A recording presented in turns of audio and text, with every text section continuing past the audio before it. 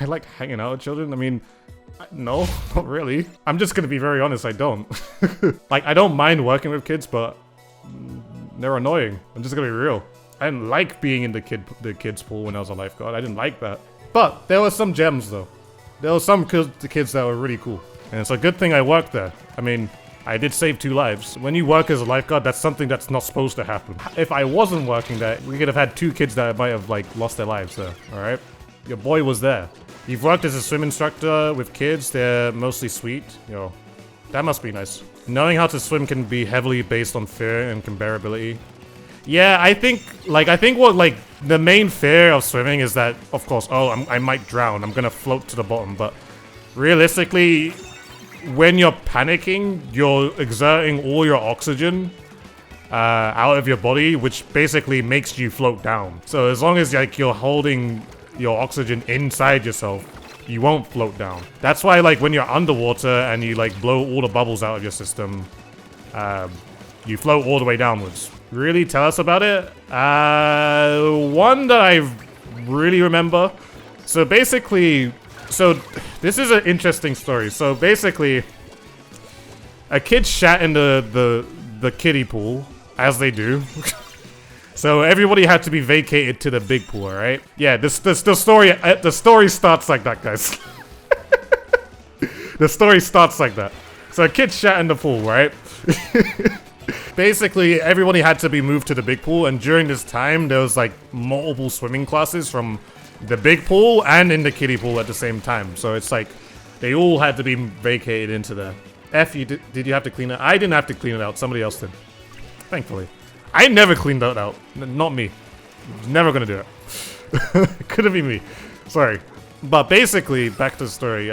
Basically, everybody was there in the pool, and I had to watch it, obviously. There was like maybe 60-something people in like a 25-meter pool. There was a parent who brought his kids that wasn't supposed to be in a swimming lesson. Usually when, you know, a swimming teacher is doing a lesson, they're basically in charge of all those kids. So I kind of leave it to them to look after them. But obviously, there was a kid in a class that wasn't supposed to be in a class. Did you hear a Karen? It's not a Karen. It was a dude who put his child in a class that wasn't even supposed to be in a class, period. He was just like, it was the kind of parent who was just like, hey, let me just put my kid in the class, and why not? So I noticed that, and I noticed the swimming teacher wasn't paying attention to this one specific kid because he wasn't supposed to be in the class in the first place. And the swimming teacher didn't even know that kid was there in the first place. So the parent basically gave a float, basically stole a float from the swimming teacher's class, and the swimming teacher didn't know. Gave it to his kid to basically just float in the pool on his own. And then, of course, the kid lost the float, started like... Bear in mind, this kid's probably like 3'6" or something.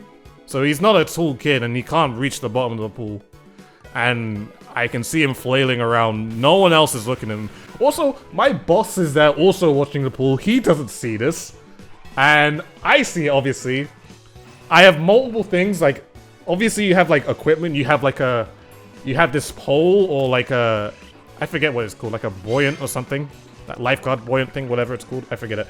I forget all that. I'm jumping in. I'm gonna jump in the pool and save this kid, so... basically, as I jump in, the entire pool goes silent because they saw a lifeguard jump in the pool. And, yeah, I get the kid out, and he's alright. I just tell him he's alright, you're all good. And then the parent comes running like, oh my god. And then, yeah, everything goes on. Life goes on right after that. And then, like, 5 minutes later, my boss noticed that I'm just standing next to standing there with, like, a wet, what's it called? Uniform. He says, yeah, man, you should probably go change. I didn't even notice that, my man's just like, I didn't even notice that there was someone drowning. I'm just like, you're supposed to be my boss. But yeah, I saved the kid. It was crazy. The next Superman, yes, that's what you call me now. I'm gonna have my own Marvel movie with a lifeguard. God, I hated being a lifeguard, to be honest, dude. It's such a depressing job. You have no idea. Don't lifeguards just sit in a chair and make big bucks? Yeah, most of them are just paid actors. But I actually wasn't a paid actor. I actually had to do shit. I'm Aquaman. I am the real Aquaman, dude.